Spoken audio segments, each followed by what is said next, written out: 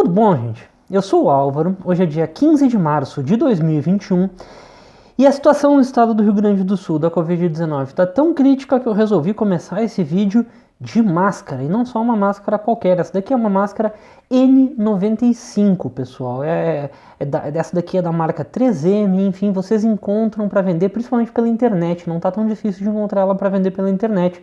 Aí tu consegue algumas na faixa de R$5 a unidade, outras na faixa de R$10 a unidade. É uma pena que elas são descartáveis, elas não são reutilizáveis, tá, gente? Então dá para utilizar assim uma semana numa boa, mas depois tem que trocar. Então eu sei que não é todo mundo que tem condições financeiras de arcar aí com, sei lá, R$20, R$40 por mês, dependendo, mas quem puder, faz esse esforço, porque essa máscara aqui vale muito a pena. Observa como eu estou falando aqui de óculos e minha lente ainda não embaçou. Por que a lente não embaçou? Porque ela filtra o ar, porque não tem nenhum escapamento de ar por cima, pelos lados, nem por baixo. Ela é uma máscara super fechadinha. Ela incomoda se tu ficar muitas horas com ela, não vou dizer que não, porque ela aperta mesmo, e ela tem essa parte aqui metálica muito boa para ajustar no nariz, para ela não ficar caindo. Então procura essa máscara, vale a pena. Essa daqui, no caso, ela fecha aqui atrás, eu acho mais confortável, não fico com aquelas orelhas assim, né? Não fica puxando a orelha, não me incomoda muito. É a máscara que eu tenho utilizado quando eu tenho que sair para fazer alguma coisa. E agora, gente, um último detalhe sobre máscara N95. Ela filtra, né? Ela filtra o ar. Então, digamos assim, eu fui num supermercado, cheguei em casa, eu tô com a máscara, como é que eu vou fazer? Eu não vou sair pegando na máscara com a mão. Aí tem que tomar um cuidado, porque vai que ela realmente te protegeu contra o Covid. Então o vírus tá aqui, tá nela. Então como é que a gente vai fazer? Ó, a gente vai tirar com todo cuidado, principalmente pegando muito aqui pelo elástico, ó. Tirou, pegou no elástico, aí e toca nela o mínimo possível. Eu faço bem assim, eu pego aqui na partezinha de metal e ponho ela no saquinho dela mesmo aqui, deixa eu ver.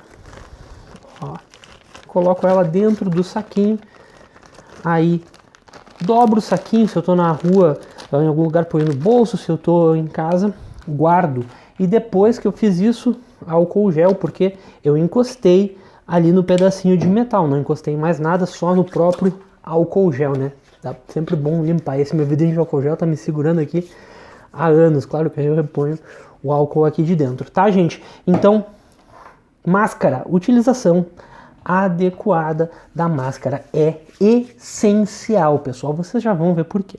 Então, eu queria trazer para vocês uma atualização dos dados da Covid-19 no Rio Grande do Sul, começando pela vacinação.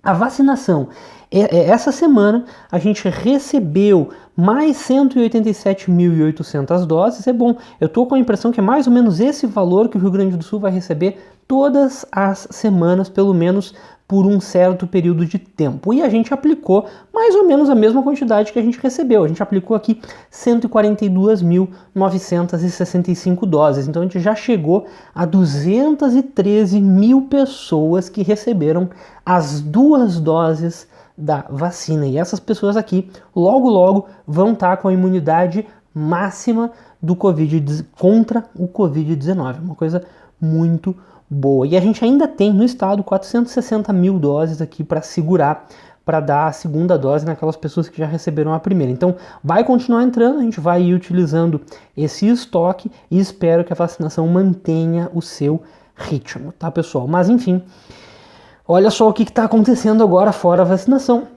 Na semana passada a gente estava registrando oficialmente 688.849 casos. Hoje, no mesmo período, passou bem passado dos 700 mil, 727.849 casos pro mesmo período, para a semana passada, ou seja, um represamento aqui de 39 mil casos, chegando próximo de 6% represamento de uma semana, é um represamento muito alto. O represamento de 2 semanas também, 16 mil casos, é muito alto para 2 semanas, 2,4%. Era bom o represamento de uma semana, tá em 2,4%. Claro que isso daqui não é, entre aspas, culpa do governo do estado, pessoal. Isso daqui é um reflexo da situação que a gente está vivendo. Imagina a quantidade de pessoas que estão se contaminando. Imagina a quantidade de pessoas que está buscando o auxílio, o apoio do governo, né, da testagem, e demorando muito tempo para conseguir essa resposta. A pandemia está fora de controle aqui no estado do Rio Grande do Sul. E olha bem, não é só uma semana, 2 semanas. A gente tem até, aqui no início de janeiro, eu me lembro que tem dias que chega a 1.000 casos ainda o represamento. Então, casos que demoraram 2 meses para entrar, 1.000 casos que demoraram 2 meses para entrar no sistema. É muita coisa. Essa semana o represamento ficou muito mais forte do que o normal. Então, hoje a gente conhece oficialmente 742.853 casos. A gente vai fazer um ajuste de 5% para supor que a gente está perto aqui dos 800 mil casos já. 779.996 casos, o que nos dá um aumento de 44.431 casos nessa semana e quase 47 mil casos na semana passada. Se a gente olhar aqui os novos casos por dia, a gente vê que semana passada a gente bateu recordes, né? No dia 1º de março, com esse pequeníssimo ajuste para o dia 1º de março, a gente chega a 10 mil novos casos no mesmo dia. E aqui as médias semanais, assim, dando outro solavanco. Esse gráfico aqui, pessoal, ele tá... Nossa, ele tá de um jeito que quando eu olhei eu não acreditava, porque eu tive até que alterar a escala do gráfico que eu sempre tenho. Então a gente chegando aqui a médias diárias, quase chegando a 7 mil casos diários de Covid-19, 7 mil casos registrados, e isso sabendo que tem um represamento recorde hoje em dia no estado. Então provavelmente esses números vão subir, vão aumentar, especialmente os números dessas 2 últimas semanas aqui. E para comparação, o auge de agosto do ano passado era 2.276 casos por dia, então a gente está muito próximo de triplicar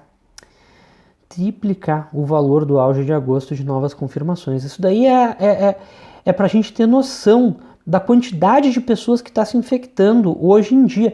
É quase 7 mil pessoas por dia, gente, é muita gente. Eu sempre falo assim, ó, se tu joga na loteria, tu tem obrigação de usar máscara, obrigação de evitar qualquer aglomeração, porque é muito menos pessoas que ganham na loteria, e se tu joga na loteria, tu acredita que tu pode ser uma delas. E aqui tem 7 mil pessoas todo dia ganhando essa loteria. Então te cuida, tu não quer ganhar essa loteria. A gente não quer ganhar essa loteria, gente. E olha só a situação dos leitos de UTI. Aqui embaixo tá os leitos de UTI livres. Por que tá para baixo? Porque tá negativo, pessoal. A gente tem mais pacientes internados em UTI do que capacidade de UTI. E para quem ri e diz, a mídia não sabe fazer porcentagem, diz que fica acima de 100%, fica acima de 100%. A gente está colocando mais gente onde cabe. Qual é a lotação de um ônibus sentado? 50 passageiros. Mas se o pessoal apertar, tu consegue botar 60 pessoas sentadas. É só ir 3 por fileira, né? Se for mais magrinho. É isso que está acontecendo nas UTIs. Só que quando vai 3 pessoas sentadas uma do lado da outra no ônibus, não fica confortável. Não é a mesma coisa do que tu sentar uma do lado da outra. Já não é tão bom, né? Eu gosto de ir no ônibus sozinho, ainda mais em período de pandemia. Mas imagina 3 pessoas sentadas onde cabe 2, não é o mesmo conforto. Assim como ter 100 pessoas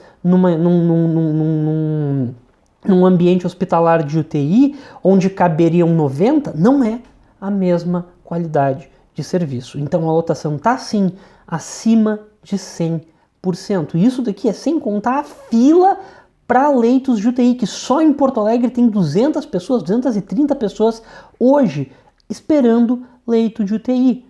Eu não sei qual é esse valor em todo o estado, procurei, mas eu achei meio desencontradas as informações, achei melhor não trazer um número oficial aqui, mas é muita gente, eu imagino que seja no mínimo, assim, por baixo umas 500 pessoas hoje esperando leito de UTI. Quanto tempo essas pessoas vão conseguir aguardar? A gente não sabe, é por isso que a gente tem que fazer a nossa parte. Mas voltando, aqui, o que mais que a gente pode falar? A gente está com 639 mil pacientes recuperados, mas o importante é a gente ver como a curva de recuperados está se afastando da curva dos casos, ou seja, os casos estão crescendo mais rapidamente do que os pacientes recuperados. Então, os casos ativos estão aumentando. Essa semana a gente chegou aqui a 71.082 casos ativos. E os óbitos, chegando aqui muito próximo de 15 mil óbitos no estado, e os números falam por si só, gente.